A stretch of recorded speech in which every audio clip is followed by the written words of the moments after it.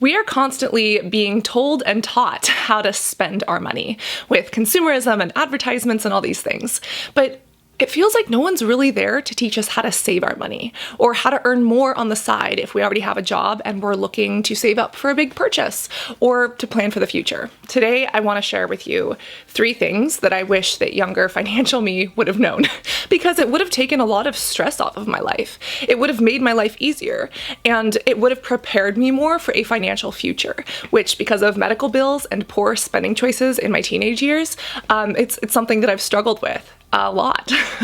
We're going to discuss everything from psychology tips that you can use if you're trying to get a job interview or if you're just communicating with those around you. Talk about taking things that are making your life stressful, such as clothing that you don't wear but you already own, and how to resell that and make a profit, and also contribute to upcycled fashion so that we're saving the planet a little bit at a time and saving money and earning money. Little side hustles that don't involve peddling horrible essential oils or being part of an MLM. And I'm also going to talk about financial fear and proper investment, because when I was younger, I just wouldn't even look at my credit card bill because I was afraid of it.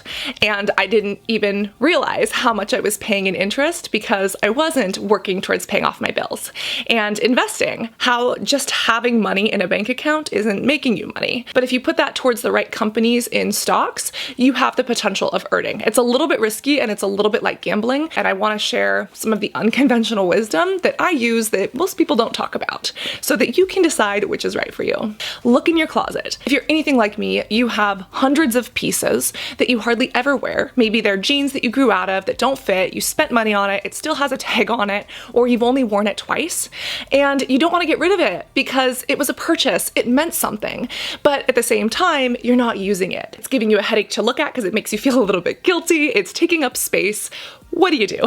This is where what I learned about selling on Poshmark comes in. Poshmark, I think, is the #1 app that helps to upsell, resell, and exchange clothing. I think it's because it is so easy. They have such a large library of brands and items.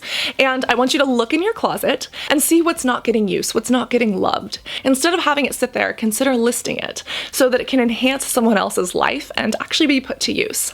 The way it works is that once you find these items, you take pictures of them. I would personally recommend trying to do it in good lighting. I find that when I'm shopping, if you see the clothing hung up or actually on a person, you can kind of see how it fits better. You can even Google the brand name and the item and take a photo off of Google as long as you show your own as well. And you always want to put the brand name on there. I've even seen people tag some similar brands. So even if a shirt isn't from Brandy Melville, if it has that feel or that look, they might list similar to Brandy Melville or Anthropologie. And that's where some of my things in the past have gone wrong, such as descriptions for this item, which I will be relisting properly. But descriptions are helpful, not just to the person who's considering buying your items, but also to the app itself. Think about it. When you're putting an item up there, you're not just talking to the person who's going to take it home. You're also talking to the app, telling the app what this piece of clothing is. And so the more words you have, the app can take that and put that in the proper places so that when someone searches for a brown purse or a brown piece of luggage, they can find the one that you're listing. This almost goes without saying, but you do want to make sure that anything you put on is clean and in wearable manner. For instance, this is a piece of luggage that, again, I'm donating all of the money to animal charities around the world. However, it has a little bit of scratches and water markings. I was really clear about that in the photos. I showed them really well, but I didn't write it out in the description. And unfortunately, the person who ended up buying it and taking it home decided to return it because she only read the description and looked at the first photo and didn't have a chance to go through the other ones. At the end of the day, that kind of is my fault because I should have been more clear in that description about not just the overall condition, but about some of the little fine details that someone who's making a purchase might want to know about. The good thing about Poshmark is that you as the seller don't pay the shipping, the person who purchases it pays the shipping. So even if something does get returned, it's no harm to you. So you've got your photo and description down. What about the price? Instead of just looking online at what these sold new and discounting money off of it, I would say go on Poshmark and see what other similar items are selling for. Depending on the brand, the condition, whether or not it has tags, and how well you're actually able to take photos of it, you can list it for a little bit above or just about whatever they're asking. Now, here's why you might want to list it a little bit above. Let's say that you have a pair of jeans that you used to adore, but they don't fit anymore, they're not getting use, and you don't see them getting use in the future, but you just don't want to let them go yet. You can take these items and list them for a little bit more, because if I'm going to get that much money for it, it's worth letting go of. It's worth selling. And the other thing is that you can create discounts. So for instance, let's say that someone goes to my Poshmark profile and sees a bunch of the leather handbags that I no longer use, but realizes that they're a little bit expensive. They can still like them, they can still share them, but they don't put them in their cart just yet. I can create discounts or bundles together, and it notifies every single person who has liked that item that the item is now on sale. That really does help the people who are on the fence have an incentive to buy, and I think it's a really good feature that the app has, especially if you have something like this Brandy Melville sweater that just wasn't selling, discount it a little bit, and someone like me can take it home for $10. I've personally made over $1,000 on Poshmark, and as mentioned, all of that's being donated to animal charities that I'm excited to share with you, hopefully in June or July of this year. If it would be a relief to declutter your life and to earn a little bit of extra money on the side, there is a link that you can download and you can check out my store, or you can start listing things on your own. I do want to make it clear that you don't have to pay to sign up for Poshmark. Unlike an MLM, it is completely free. Multi-level marketing is something that I'm very passionate about, and unfortunately they prey on people who are trying to make more money, because for just a $90 sign-up fee, you can start selling their products. But the link is there for you to take a look at, and I'm very grateful to have Poshmark as a place that I can purchase items that I feel consciously good about, as well as earn a little bit of extra money on the side that I can do other things with. As you know, I partnered with Poshmark in the past before. This is a partnership as well, but I want to let you know that just like last time, I'm using part of the sponsorship to donate to charities that I believe in, specifically feeding children around the world, ending animal cruelty, and planting trees. Let's talk about the psychology of money.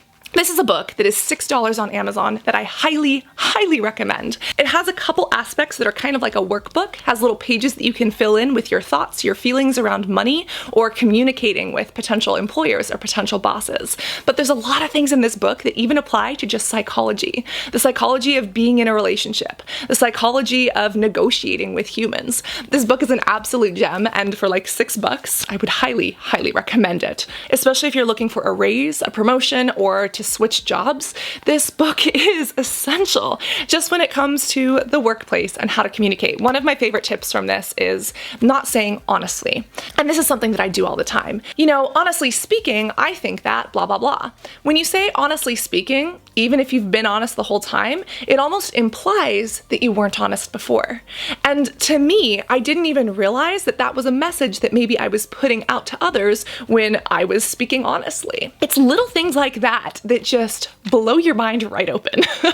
And now when I communicate, when I negotiate, I'm able to do it in a way that what's coming out of my mouth is actually indicative of what I'm feeling, saying, and thinking inside. There's even a chapter that talks about facing rejection, which is huge. And again, in a job search, in a promotion, this is inevitable.